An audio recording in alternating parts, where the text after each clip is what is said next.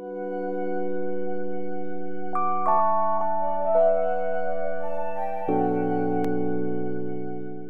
back in 1978 and 1980, I was right from 78 when I passed my matriculation SSC from Maharashtra. I was dreaming to go to IIT, and then I breathed and ate and slept and dreamt only of IIT, Mumbai. And my father was a simple shopkeeper, and he had told that he will not be able to afford the IIT education. But I thought this is all sayings before I joined. But if I really crack the exam and get in Bombay IIT, then somehow they will make sure that I'll be in IIT. So I didn't take that very seriously, and I was studying hard along with 12th for the IIT entrance, and I really put in my hard efforts. And finally, I got admission. I got ranks suitable for getting admission in Bombay IIT. And there's a long story. To cut it short, due to family complicated situations, due to family complicated relationships between different members of the family, with conflicts of interest and with some ulterior motivations, due to all these complicated matters, finally, even after getting a suitable rank to go to IIT Bombay, I was not able to go to IIT Bombay, and I had to join medicine in Grant Medical College in JJ Hospital. And somehow from childhood I have worked in my brother's clinic, who is a doctor, and I served there as an assistant, and I dealt with medicines and injections and syringes and so many things. So somehow I had developed a dislike for patients and medicines, and I never wanted to join medicine. But somehow, by the will of the providence, as I can say now, I was in JJ Hospital. And that really put me into so many deep questions about my life, that what is destiny, what is the role of hard work, who is controlling all these things, what is the role of desire with hard work, who decides the result, even if I worked so hard, why something else is happening than what I am desiring. All these kind of deep philosophical questions about life came into my mind, and I used to sit on the seashore in Dadar Chowpatty and sometimes cry and sometimes deeply meditate about all these mysteries of life with no answers, of course. And then I was in medicine, and I had no interest in that. First term went by, second term went by, third term went by, the final exam came by, and then I studied a bit, and I somehow got through the first MBBS. Then things went okay. But I became kind of a rebellious person, because I was a rank holder in Maharashtra in the matriculation, and the whole state I had 16th rank, and I stood up 9th in Bombay, and I got prize in Hindi in whole Maharashtra. I studied hard, I got good marks in 12th, I cleared IIT, and still I had to undergo education which I didn't want to undergo or take up. So I became kind of rebellious, and I did all kinds of nonsense which the students do in the college and hostel. And in the meantime, the students who were my colleagues and friends in 12th standard who appeared in IIT with me, cleared IIT with me, but went to IIT and started studying over there. And I joined them as friends. I would go there from my JJ Hospital hostel to meet my friends in IIT Bombay and spend weekend with them, Saturday night, Sunday night sometimes, and enjoy kind of 2 days hostel life in IIT, which I wanted to be there. And there I met some friends. Some of my friends already were there, and through them I met some other friends, and they were practicing Krishna consciousness. And there started discussion about Krishna consciousness. I was already angry with the situations in my life, and I was kind of rebellious, very aggressive in nature. So I was aggressively questioning them, debating with them, thrashing them, and crushing them, and sometimes insulting them when I was angry. But in the process, they were answering me patiently. And my friend, His Grace Dayaram Prabhu, he was the person who actually we were together, and he went to IIT. I could not go.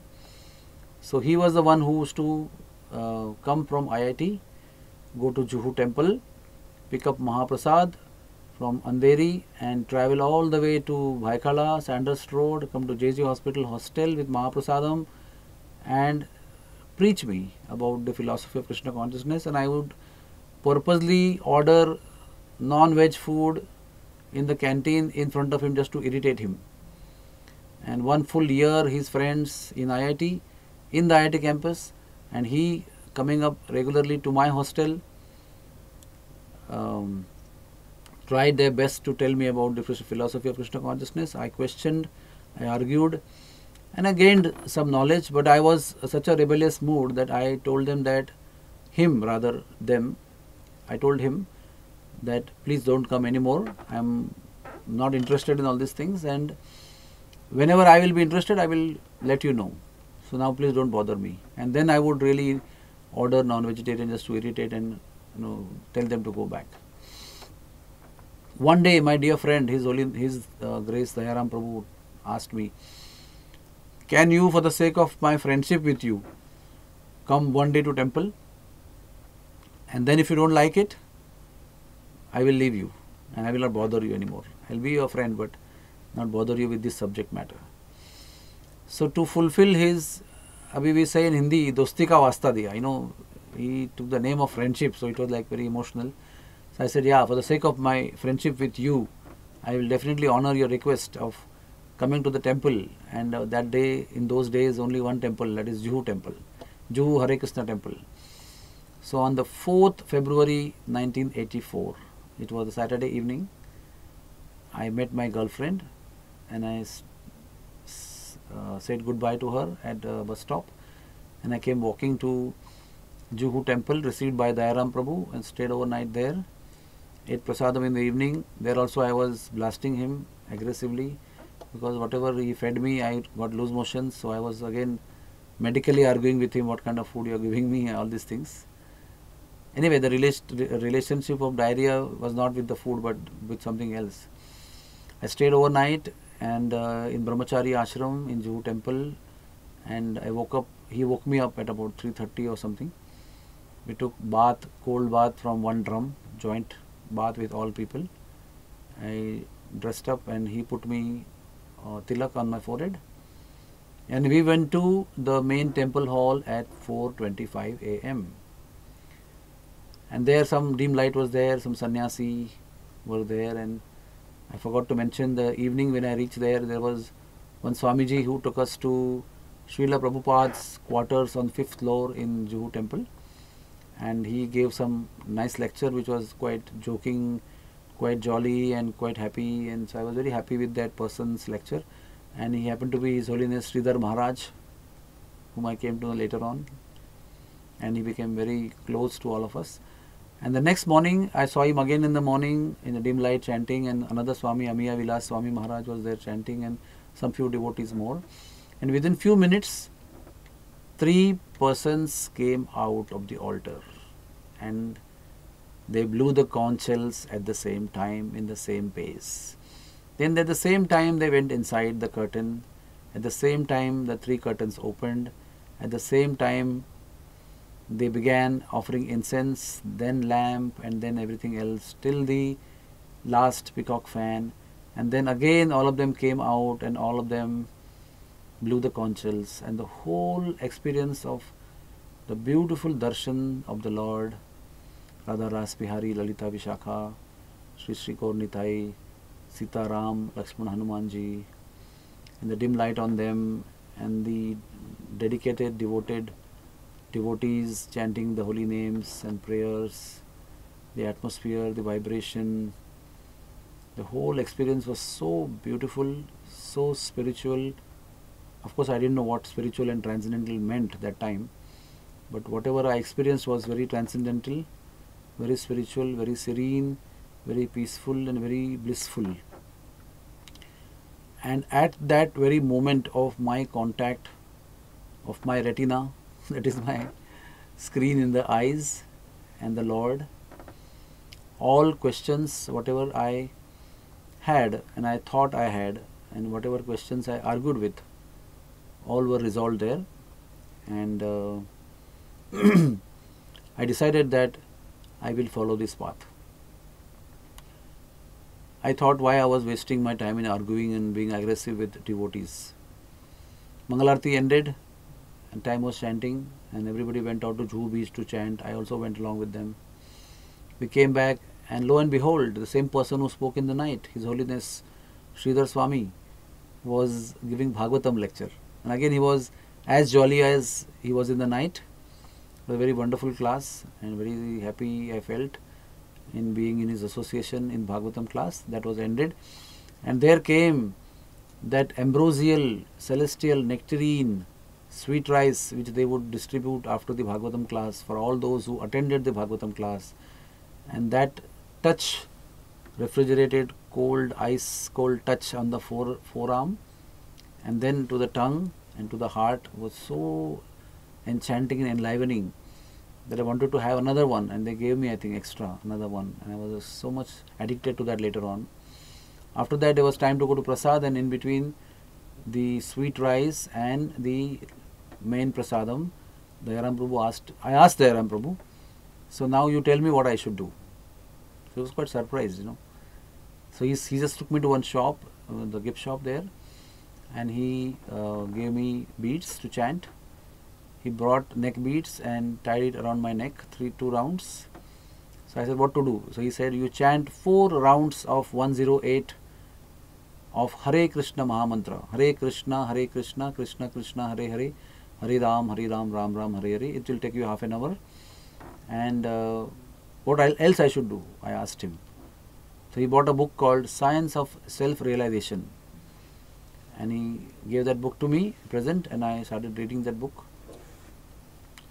And on the same day, I ate to the brim in the temple, and I decided I will not eat non-veg, fish, eggs, and I will chant Hare Krishna for the 4 rounds and read that book. And then onwards, every next Sunday onwards, every Sunday, every weekend, Saturday evening, I would bring my friends and myself and stay in the temple, eat the morning feast of Sunday, 15 items, Mahaprasadam, and I used to get really amazed with the taste that the food had, and I used to keep asking what is so special about this, and everyone to tell me that Krishna has tasted this, which I couldn't relate that time. But they said by offering to Krishna, the same food becomes transcendently sweet and tasty. And I was somehow within my heart very much attracted and addicted to that taste and the food. So for that I would go every weekend, stay there, attend Bhagavatam, attend the Sunday morning Bhagavatam, Mangal Arati, chant, eat Mahaprasadam. And I can tell you that there used to be a very serene fragrance in the ISKCON temple, Juhu. It is still there today also, but those days it was quite striking that whenever we would enter temple, there would be a beautiful smell would come. Maybe could be of incense or could be of many things which would really satisfy and attract the heart. Mangalarti would have a different fragrance. Prasadam hall would have different fragrance. And the paintings and the pictures that would be there around were very captivating, very alluring and very attracting.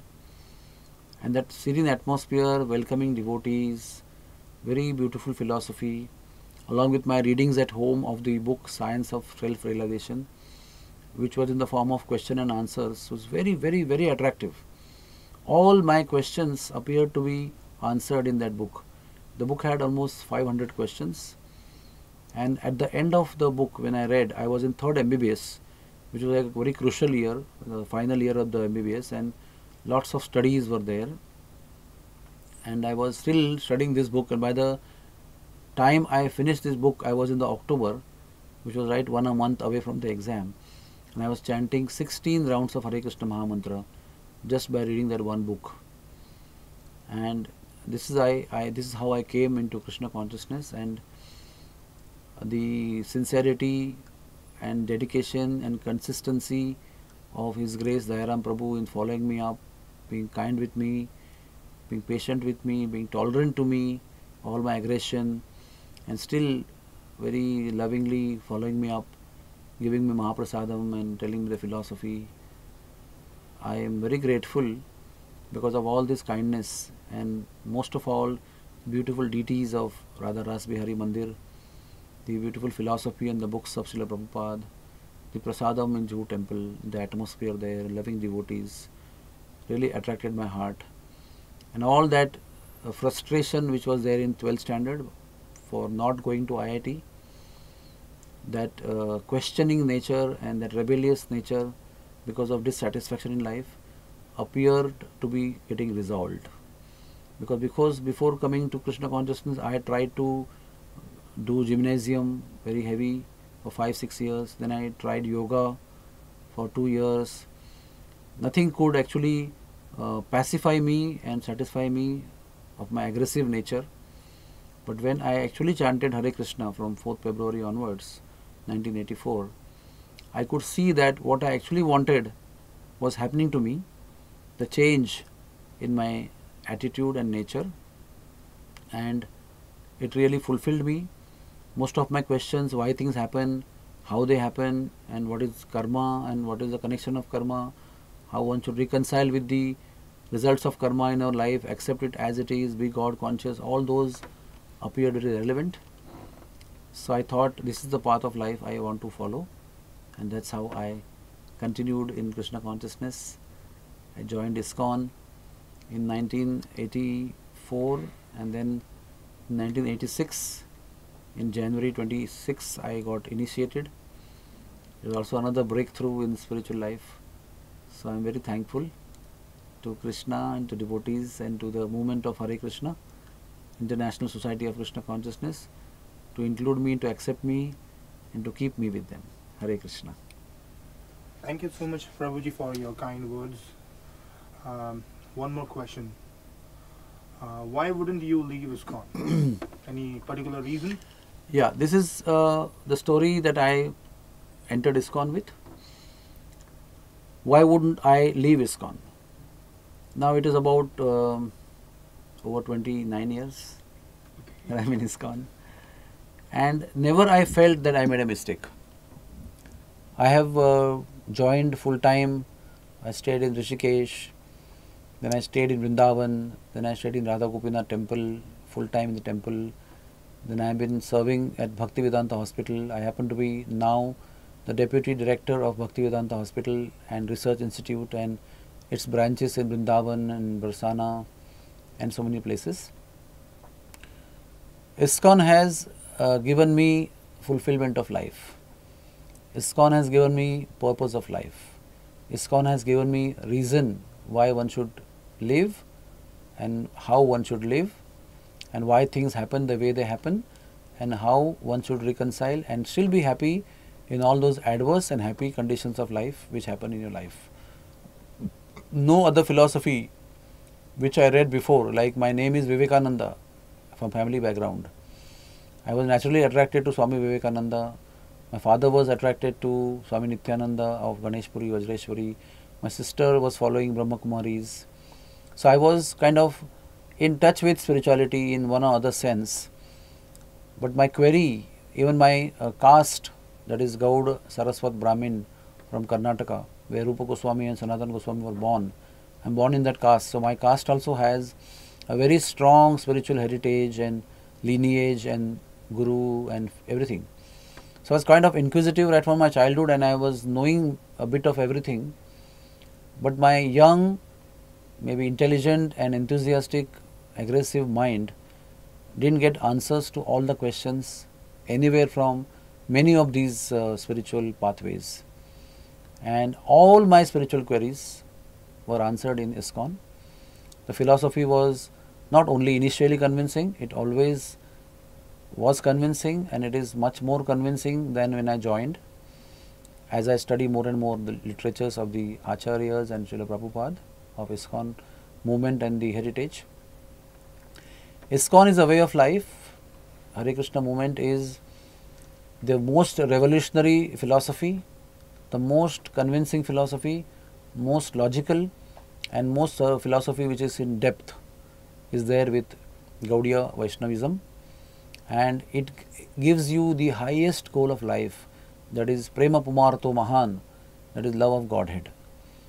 Everything else talks about Dharma Artha Kama Moksha. Everything else talks about liberation and peace and freedom from anxiety. All are moral, superficial, temporary solutions to temporary material problems.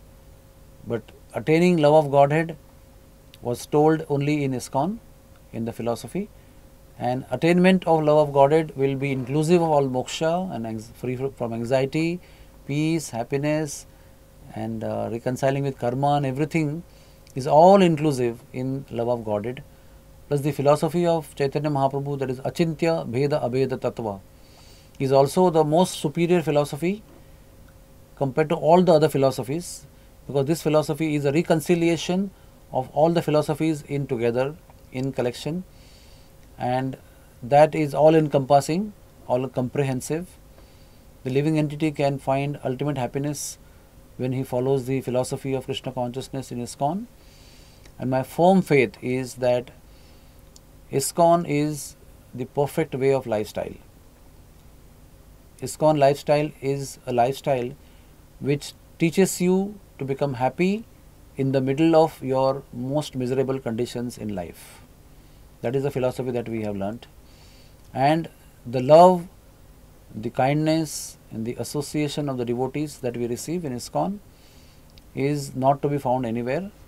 The kind of unity, the kind of connection, knitting that everybody has in the community of ISKCON, the community living, taking care of each other in difficult times, the unity, the service that we have, everyone.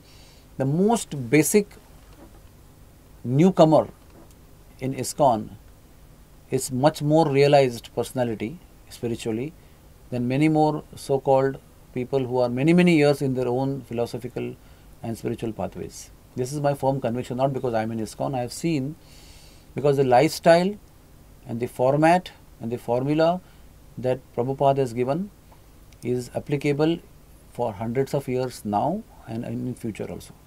It is not that the formula that Prabhupada gave was applicable only till he was on the planet. This organization and the structure and the futuristic planning strategy that ISKCON has, hardly any institute in the world has. I would never like to leave ISKCON, even if my wildest dreams and wildest mental aberrations and confusions of my life, I will not like to leave ISKCON, because I know all the situations that come bewildering in your life get reconciled in themselves when we strictly follow the ABCD of ISKCON philosophy. ISKCON philosophy is A, association of devotees, B, the scriptures, the books, C, chanting the holy name of the Lord, and D, the diet, that is the prasadam of the Lord.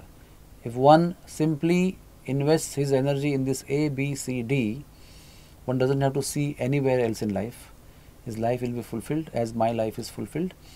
And not even one day, even today after 29 years of being in ISKCON as an active member, as an active participant, now we are like called as senior devotees because we have spent so many years. I never ever felt that I made a mistake. In fact, I am more and more enthused and convinced and you can say in ISKCON language fired up to tell about this to everybody else, because the way we enjoy our life, even in the middle of so many miseries that come up, the way we enjoy the real bliss of human life, what is human life meant for, that bliss nobody can offer. And one who enjoys that bliss of Krishna consciousness, of sincerely following the principles and lifestyle of Krishna consciousness in ISKCON, how one can keep quiet in enjoying it himself or herself? The enjoyment is such that we have to give it to others. And if you see me telling it to others, you can understand that it is not something superficial. It is the deep feeling of happiness that one feels in following this lifestyle, that only can make others, make the person tell others. It's not a job, it's not a paid job to tell others and make somebody like you, and you are paid for that if you get to 2 and more and 50 in a month. It's just matter of heart. So the impulse that all of us have to tell about this to others is a proof that we are so happy in following this. Tukaram Maharaj said, Apulya sarke karave sakala jana. Why? Because one who enjoys the bliss of Krishna consciousness cannot keep quiet. He has to give everybody else. And that particular satisfaction, fulfillment, happiness, bliss of life, I have achieved because I joined ISKCON. Srila Prabhupada, people say he left in 1977. But for us, he never left. Through his teachings, through his books, through the lifestyle that he gave, through the format that we are following, through the format that he gave, the organization, the strategy that he made for the 10,000 years to come in future, no one has given. All those so-called religions come and go, so-called sects come and go, so-called cults come and disappear.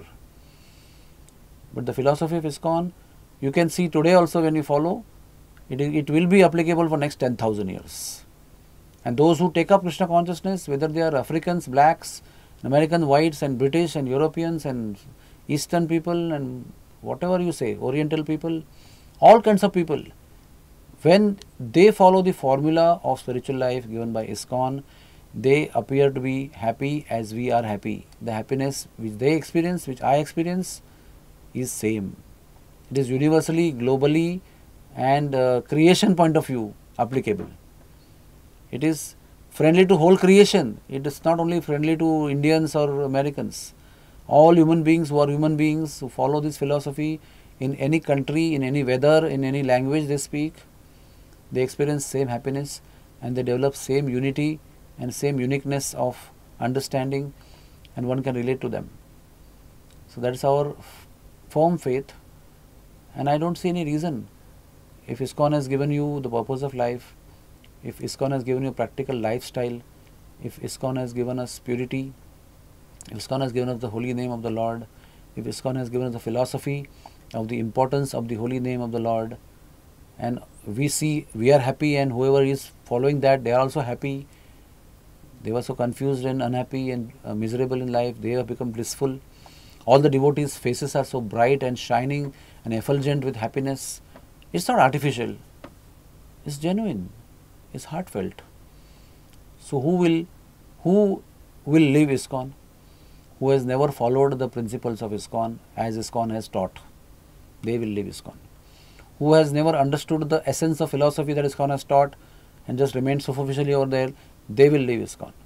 But those who have understood, followed sincerely and enjoyed the essence and the nectar of Krishna consciousness, they will never leave ISKCON. Another reason why we will not leave ISKCON, the sacrifice, the dedication and the efforts that Srila Prabhupada and our Guru Maharaj, each and everybody's Guru Maharaj has taken to give this nectar to this great wealth of spirituality, the great wealth of the spiritual world, Golok Vrindavan, the effort that they have taken to give it to all of us. We feel so grateful for that. Who in this world cares for anybody? And here is some Swami who is no one to us physically, no one to us in family, but has taken so much efforts to convince us, take time out patiently to follow us up, to give us guidance, to shelter us, to soothe us in times of difficulties, to give courage and kindness and encouragement in times of difficulties. Who can do that today's world? Who cares for anybody in this world? So even though sometimes we may feel in future little unhappy with what was happening around in ISKCON, but we will not still leave because we are so grateful. In one family, there are 5 brothers, 2 sisters and other uncles and everything. There may be some discord or some difference of opinion. It's natural to be in the material world. But still the family lives together out of love and the bond and affection for each other. So we will be together in ISKCON out of gratitude and love for all the fellow devotees who have created a large family of devotees who give bliss to everybody else, who are blissful, who are kind and compassionate, who are so genuinely helpful and friendly. Where you will get such kind of association, quality association of great quality people, full of etiquettes and full of culture, full of substance in life, full of kindness. It's all dreamy descriptions that we want to have, and we actually have all those things. So I feel he will be only a fool to find fault and leave, and not us. Hare Krishna.